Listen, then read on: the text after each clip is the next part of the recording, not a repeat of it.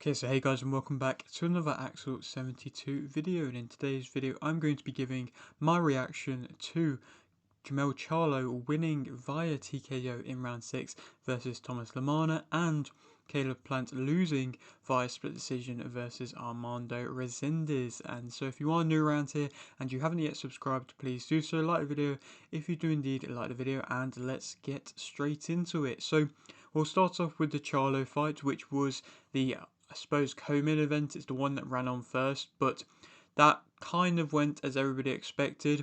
Coming into the fight, it wasn't really branded as a fight that was gonna create as much hype, and I said in my prediction that I thought that the Plantress in this fight was a tougher fight on paper than this one. Yes, LaManna was coming into the fight on a decent winning streak, but the opposition had been poor, and of course you look back upon the kind of last major time in which he was fighting at a high level, and he got knocked out in round 1 versus Lara. Charlo had the question marks around him where due to his inactivity, and we had to wait and see if he could handle being inactive. And he'd already done it against Benavidez Jr., and Benavidez Jr. was arguably a better opponent than that of LaManna. So he'd already proven in the past he can come from a little bit of a layoff and be able to still put on a good performance. But for this fight, it was relatively comfortable for Charlo. It seemed like whatever he could do, he could basically just hurt LaManna. LaManna's feet were and legs were continuously scrambled. It looked like he was out on his feet on multiple occasions. He got dropped on multiple occasions. A credit to him for continually being able to get up and coming forwards, but he was being put on the back foot. Charlo was looking really sharp and good with his jab, to be fair, which is one of the major weapons in which he does have. And I mean, he even said before the fight, if he was getting behind his jab and utilizing that as a really good weapon, then you'll be able to tell that that is, the old Charlo coming back. And we haven't seen Charlo get a stoppage, I believe, since 2019, I think. So he was kind of long overdue a stoppage, and I think this was the best opportunity he would have had to have gotten a stoppage, and he did do that.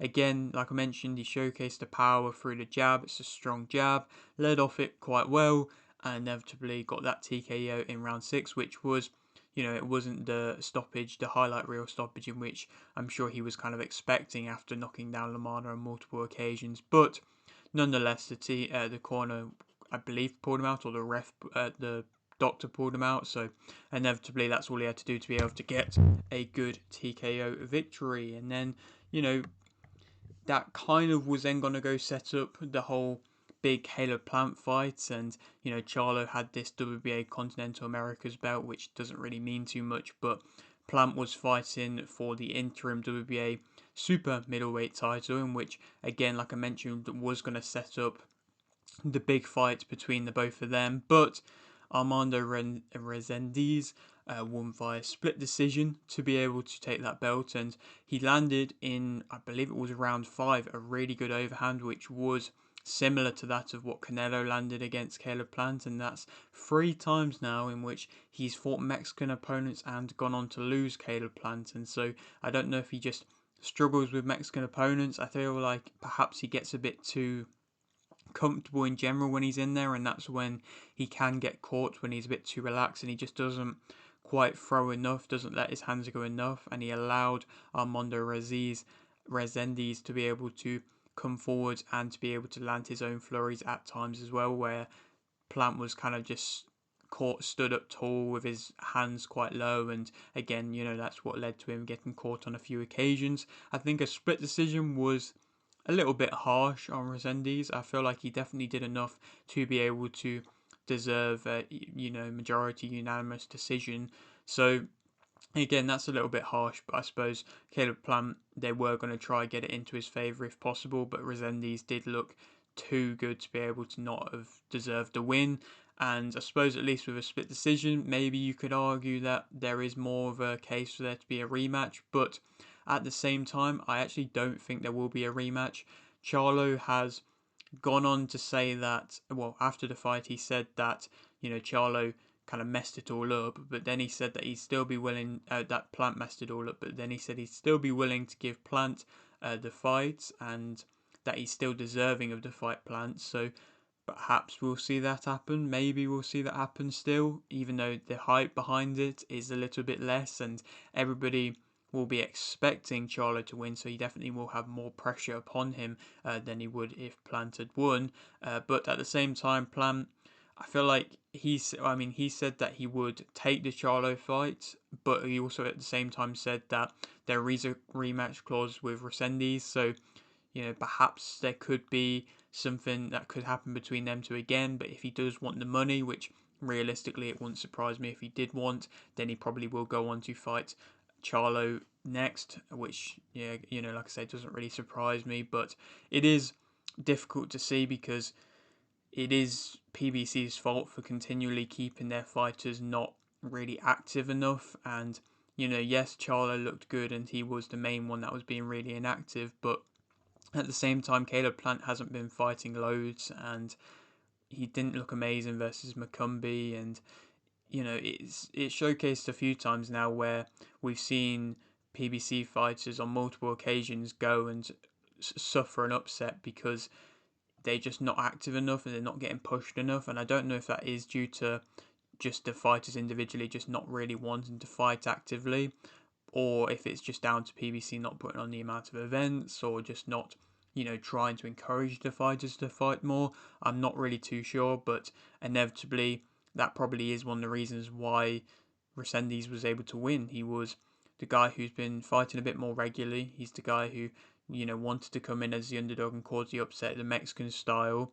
He caused, he's fought at a high level. He beat Jared Hurd. Yes, he lost to Garcia, but he was able to pick up a good win here against Plant, and now he's become an interim champion. And I mean, if Plant does go on to fight Charlo, there won't be kind of any world title implications on it. Maybe they'll throw in an interim title just for the sake of it, but I mean, Resendiz is then going to just be sat in the WBA super middleweight interim position, and he could just happily, I've just been talking about inactivity, I know, but he could literally just sit in that position and just wait for him to be forced into a world title position, because with everything that's going on with Canelo and Crawford, we're not entirely sure how the belts are going to move, if they're all going to stay, or if the sanctioning bodies are going to get involved and strip Canelo or Crawford, if he wins, of one of the super middleweight belts after the fight, like they did with Fury and Usyk for the undisputed titles.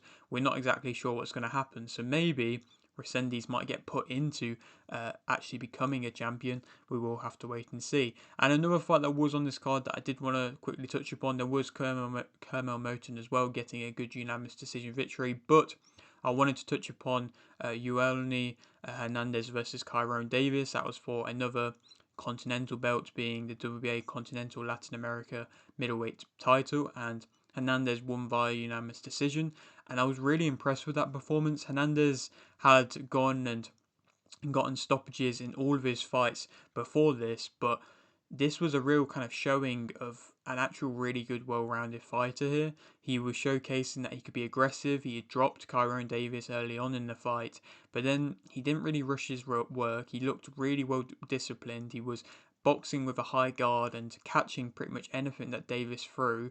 He was stood in front of him the entire fight and just continually offloading damage. And he looked brutal in the process, and he looked like he could continue throwing throughout all the rounds very well.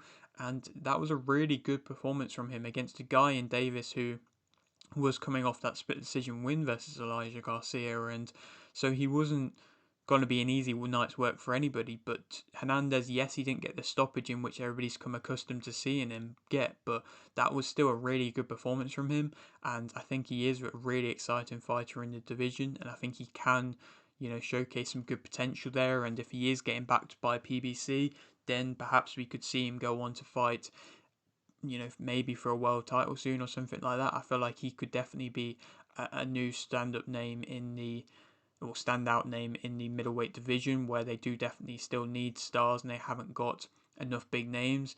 And again, he's been progressing quickly with only having, I think, 8 fights now, but that was a really good performance from him, and I was really impressed with that. So I just thought I'd mention that as well. But yeah, that is it for today's video. Hope you did enjoy. Like the video if you did. Like the video, subscribe if you're new, and thanks for watching.